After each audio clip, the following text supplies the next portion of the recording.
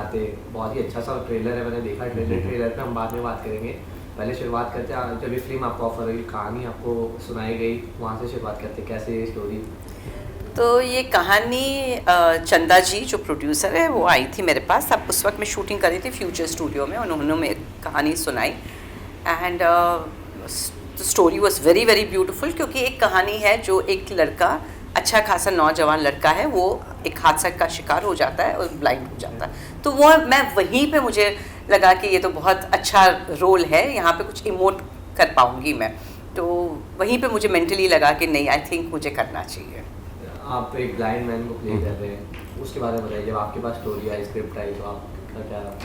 बिल्कुल, मैं बहुत एक्साइटेड था कि मुझे एक ब्लाइंड कैरेक्टर मिल रहा है जो कि थोड़ा टफ है, लेकिन ऐसे चैलेंजिंग जो कैरेक्टर्स होते हैं इसमें हम सीखते भी हैं, प्लस मैम के साथ काम करने का मौका मिल रहा था एंड इतनी खूबसूरत स्टोरी थी तो ऑब्वियसली करना तो था ही।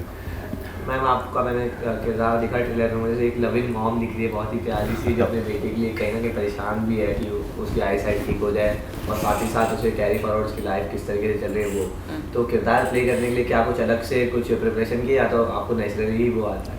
आई थिंक मैं एक माँ हूँ रियल लाइफ में, तो मुझे एक माँ की फीलिंग के लिए मुझे कोई तैयारी नहीं करनी पड़ी, बट येस हम लोग ने डेफिनेटली जो सीन्स आए थे मेरे पास उसको बहुत सारी बात पढ़े ताकि समझ में आए, क्योंकि हर माँ अलग होती हैं, उसके सर्कमस्टेंसेस अलग होते हैं, उसकी इकोनॉमिकल सिचुएशन अलग होती है, पहाड़ की माँ है, एक ही बेटा है, सिंगल मदर है, तो वो डेफिनेटली एक फ़र्क पड़ता है, but yes otherwise basic emotion माँ का ही होता है। एंड काफ़ी टाइम बाद लीड रोल एक कोई डिसेबल पर्सन का आ रहा है, जैसे मुझे लास्ट में आ रहा है अंधाधुन आयुष्मान के जिसमें अब आप कर रहे हैं, तो आपकी क्या प्रिपरेशन थी? क्योंकि आपको एज ए हीरो लीड लगना ही है हर time, but at the same time आपको एक वो डिसेबल वाला जो मुश्किलें हैं वो भी दिखानी दर्शकों को, तो उसके लिए क्या प्रिपरेशन है? मैंने पहले काफ़ी रिसर्च और प्रिपरेशन की, काफ़ी मूवी के रेफरेंस लिए ताकि मुझे अपने कैरेक्टर को निभाने में आसानी हो, प्लस मेरे जो कास्ट थे, साथ में मैम थी, सब ने काफ़ी हेल्प किया, हमारी डायरेक्टर मैम थी, सब ने काफ़ी हेल्प किया मुझे, एंड में ऐसा ही काम निकला कि एक ब्लाइंड कैरेक्टर को जो जस्टिफिकेशन देना था वो आई थिंक मिल गया मेरे ओर से। अगर हम फिल्म की बात करें तो कल उसका थिएट्रिकल रिलीज है, और एक और जायंट मूवी बहुत ही बड़ी स्टार कास्ट के साथ रिलीज हो रही है, वेलकम टू जंगल, तो उससे कॉम्पिटिशन, तो उसके लिए कितना प्रिपेयर है एंड क्या कुछ एक्सपेक्टेशंस है? देखिए, this is a very different league, her movie की एक डेस्टिनी होती है और एक लीग होती है, एक अलग ही लीग है। दिस इज़ अबाउट इमोशंस, एक अच्छी सी कहानी है, एक नौजवान लड़का है जिसके साथ एक हादसा होता है और कैसे एक ट्विस्ट आती है उसकी लाइफ में, तो आई थिंक एक कम्प्लीटली डिफरेंट स्टोरी है, इसलिए आई डोंट थिंक हम लोग कंपटीशन में है उनके साथ, it is a different league totally. पर कहीं ना कहीं एक प्रेशर होता है, क्योंकि ऑडियंस जो है वो जब इतनी बड़ी स्टार कास्ट वाली मूवी होती है, ऑप्शन में ऑडियंस को देखना है, तो जो स्पेसिफिक सोच के जाएगा वो तो आपकी मूवी जरूर देखेगा, बट अगर एज एन ऑडियंस जो अनडिसाइडेड है उनके लिए कितना मुश्किल हो जाता है चूज करना? सो आई डोंट थिंक कि ज़्यादा मुश्किल हो सकता है, क्योंकि जो अक्षय कुमार जी के फैंस हैं वो वहीं पे जाएंगे ही जाएंगे, और जो एक अच्छी पिक्चर देखना चाहते हैं वो डेफिनेटली हमारी पिक्चर देखने ज़रूर आएंगे। सो आई थिंक कंटेंट बहुत इंपॉर्टेंट होता है और उसी से आई थिंक पूरा डिसाइड होता है। आपने बिल्कुल सही बात की, आपकी बात जब आपने कही तो मुझे एक याद आया कि ऑडियंस हमेशा कहते हैं कि अच्छी पिक्चरें नहीं आ रही, और जब अच्छी पिक्चरें आती है तो वो थिएटर में लोग पहुँचते नहीं होते इतना, एंड देन बाद में क्रिटिकली वो भले कितनी भी अक्लेम्ड हो, वो उतना थिएटर पे बॉक्स ऑफिस में उतना अच्छा रिजल्ट उसका होता नहीं है, तो आप कोई शॉर्ट आउट देना चाहेंगे मूवी के बारे में ऑडियंस को? बेसिकली मैं यही कहूँगी कि भाई it's a very good movie, बहुत प्यार से बनाया है, हम लोग ने 1-1.5 साल में पिक्चर बनाई है, and our locations are fabulous. अगर आपने ट्रेलर देखा है तो आपको पता रहेगा कि पहाड़ों पे हमने शूट किया है, एंड बहुत सुंदर है, तो शाउट आउट यही है कि प्लीज़ गो वॉच, बिकॉज आपको कुछ अलग चाहिए तो हम कुछ अलग लेकर आए हैं, so now please watch it.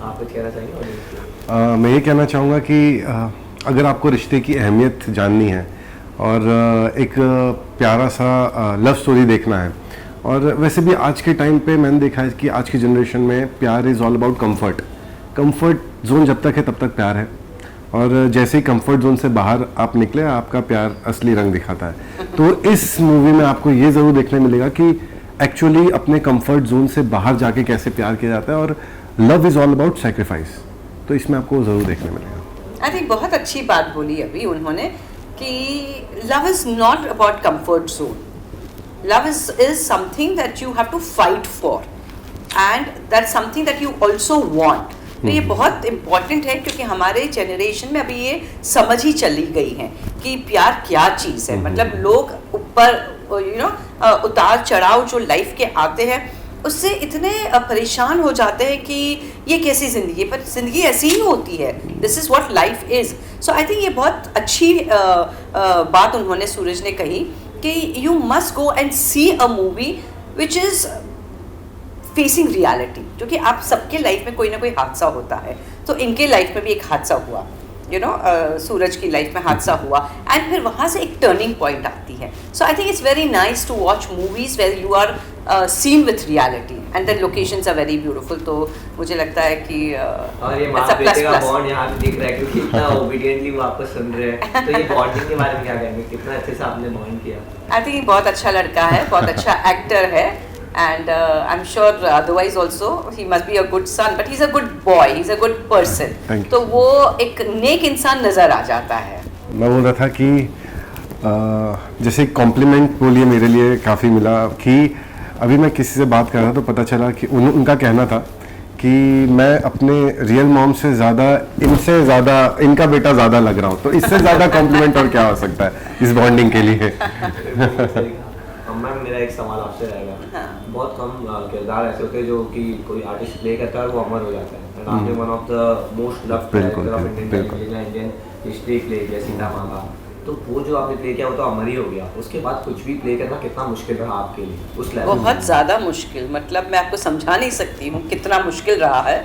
क्योंकि एक साइड पे ये होता है कि आप लोगों के दिल को ठेस नहीं पहुंचाना चाहते, तो आप कोई ऐसा काम नहीं करना चाहते जो उनको ठेस पहुंचे। एट द सेम टाइम लोग आपको कुछ काम ही नहीं देंगे क्योंकि Sita ji is over and done now.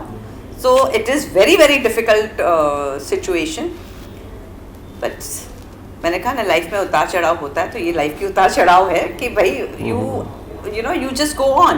But of course I was lucky कि भाई मैंने शुरू के 5 साल उसके बाद सीधा पार्लियामेंट में मैं रही, मेंबर ऑफ पार्लियामेंट रही। मैं अपने हस्बैंड के साथ मैं बिजनेस मैंने किया, बस 7 years मैं उनके साथ बिजनेस में थी। उसके बाद I did my painting exhibitions में करती थी, तो मैंने वो किया क्योंकि मैं घर पे भी थोड़ा रहना चाहती थी, मेरे बच्चे हुए। एंड उसके बाद I come back to work again. So I think it's okay, it's not been bad, it's not been bad. But yes, ये अब लगता है कि मुझे काम करना है। ये चीज़ मुझे आपके बारे में बहुत अच्छी लगी क्योंकि आपने कोई किरदार प्ले किया, वो इतना अमर हो गया। शायद उसके बाद आप कुछ भी करते तो शायद लोगों की अपेक्षा के अनुसार नहीं होता। हाँ। लेकिन आजकल के आर्टिस्ट में कुछ देखता हूँ जो कि माइथोलॉजिकल कैरेक्टर प्ले करते हैं एंड वो प्ले करते तुरंत अगले उसमें एज एन एक्टर वो है, लेकिन कहीं ना कहीं अब आप इमेज उनकी ऐसी बना लेते हैं। उसके बाद जब वो कुछ बोल्ड सा प्ले करते हैं तो लोग उसे एक्सेप्ट नहीं करते। वो चीज़ आपने बहुत अर्ली ऑन समझ गए जी। हमारे टाइम पे हमारे रामायण में जितने भी हमारे एक्टर्स रहे हैं, हम लोग ने बहुत ये सोच समझ के स्ट्रैटेजिकली ये डिसीजंस लिए गए थे कि अब इस किरदार को हम अमर करेंगे। तो I think we have done it.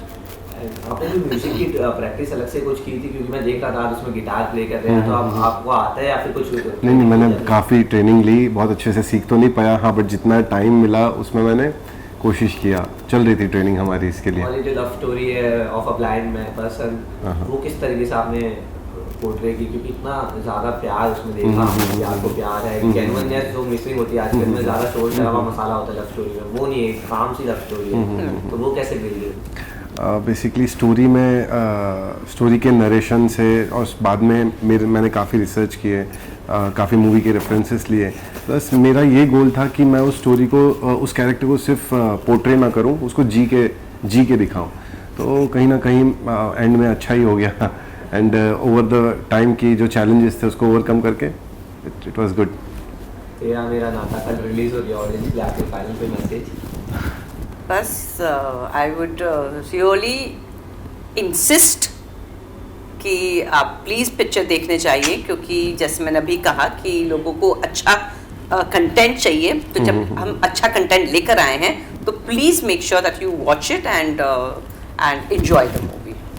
और मैं ये कहना चाहूँगा कि अगर आपको ज़रा सा भी मन है कि हम रिश्ते की अहमियत सीखें, असली प्यार क्या होता है, कंफर्ट जोन से बाहर जाके क्या प्यार होता है और कैसे सैक्रिफाइसेस की जाती है प्यार के लिए। तो प्लीज़ हमारी मूवी देखने आए कल 26 तारीख को, और हमें बहुत सारा प्यार है। Thank you so much for having me. Thank you. Thank you so much, thank you. All the best.